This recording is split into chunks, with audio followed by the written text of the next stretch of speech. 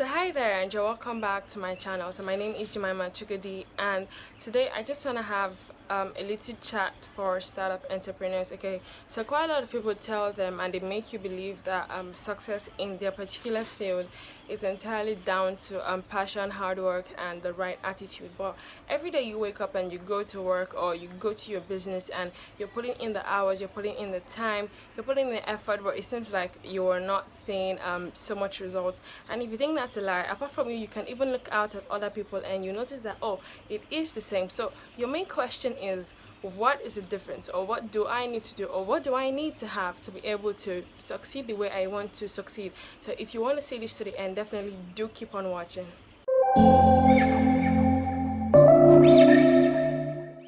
So the very first thing you need is capital, your access to capital. So I know a lot of you are gonna be like, capital, it's money, yeah. I know it's just all about money, but no, capital is not all about money. Okay, so your capital is an asset which is available for the production of another asset. So you'd be like, that has to be money, but no, it is not just money. Okay, it could be a machinery, it could be a tool, it could be an equipment, it could even be a space. I know you'd be like, how is a space an asset, or how is it a capital?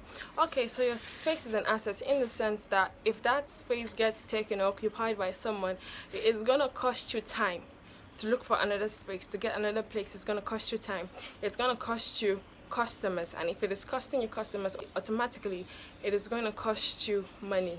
So you do not want that to be taken from you. And then let's look at the monetary part of capital. Okay, so when you talk about the money part of capital, you could have soft loans, and soft loans can be gotten from your family or your friends. Say you want to start up a business and you do not have your own money yet, so you could just take a loan from your family and from your friend, and then before long, you know, the good part with this is that they can spread it out for you, and with time probably they borrow you ₦1. They're just gonna tell you that, okay, and when you start your business and you start getting profit, okay, you can start to pay ₦1 every month or ₦1 every 2 weeks, and they're gonna spread it out for you. So most times you don't even get to pay interest on this kind of loan. You just take the loan and make the best of it, and then you start to pay back. Now the second is bank loans, or when you take loans from financial institutions. Now for a startup entrepreneur, I totally do not recommend this kind of loan. First off, the interest rate is really high. Like, the interest rate is very, very high. Now apart from just the interest rate, another thing is the time when you have to pay back. So it depends on the kind of loan you take. Some are over 5 years and stuff, but then again, you're starting out a business and you are taking a loan to start out that business. You're not even very sure yet if this business is going to last for the first 5 years, because a study has it that quite a lot of businesses are unable to survive the first 5 years. So if you can survive the first 5 years, the chances of you running a business that's going to last for a very long time is solid. Okay, so taking a bank loan to start up your business is totally not recommended. A fine example is with what's happening right now, the whole coronavirus thing. So I happen to know some folks who took a loan from a microfinance bank, a financial institution, and then their due date for payment happened to be within this coronavirus pandemic time. And you know, there has been a lockdown, and so many people have not been able to work and they've not been making money, so the consumption rate has been high and the production rate has been really low. And now they get a call from the bank saying that your payback date is due, and they're like, hey, you guys know we've been at home, okay, we've not been making money, how do you intend this for us to pay back this loan? And the bank is like, you only get a 1-month payment extension, and that is all. And right now as I speak to you, the 1 month is almost up, and I don't know how well these guys have been able to make profit to be able to pay back this loan. So I would totally not recommend you taking a loan from a bank. No. Now it's even better when you have your own savings. Okay, you can borrow it yourself, and then you can pay back yourself when you start to make gains on your business enterprise, which is even better because, hey, nobody's going to disturb you.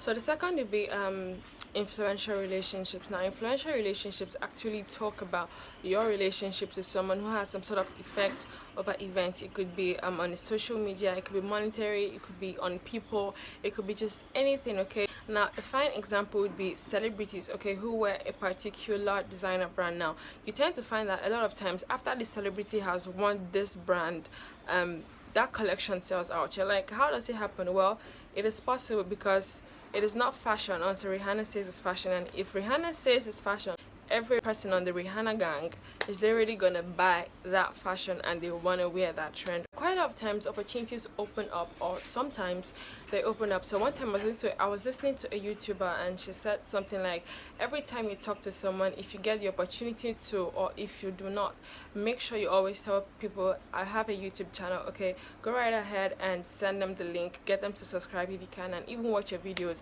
It's gonna be really nice for you. Now talking back about entrepreneurs and all that, so you need opportunities. Now you just need to know what it is that you're doing and you need to do it well, because one of these times someone might just notice you doing what it is that you do and doing it well and be like, oh, your barbecues are really nice, I like how you make them, why don't you come make some? I'm having a parlor party, I'm having a bachelorette or something.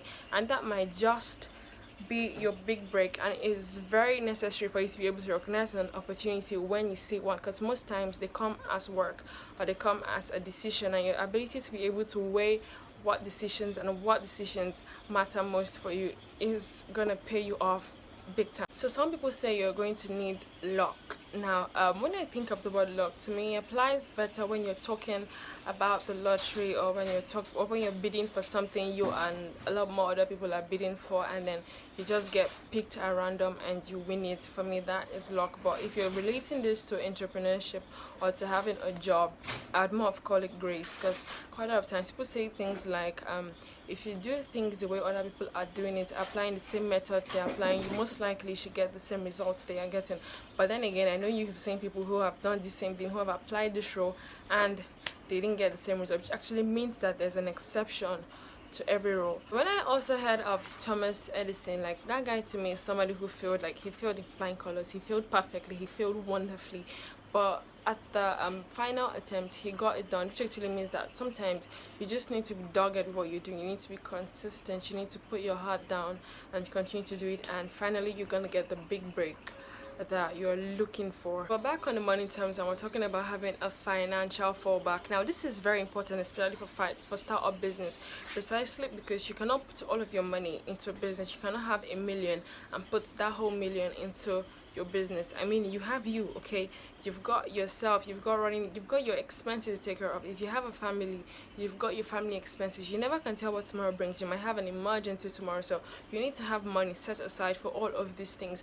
Now a lack of financial fallback is the reason why many businesses or many startup businesses actually crumble, precisely because after a while there is nothing to spend, there is nothing to fall back to, and then they start to eat into the company profit, and then before long it is a downplay for them. They start to crumble, they start to close up, and finally there is nothing left. There is no more business. Everything has been eaten, the capital, the profits, everything.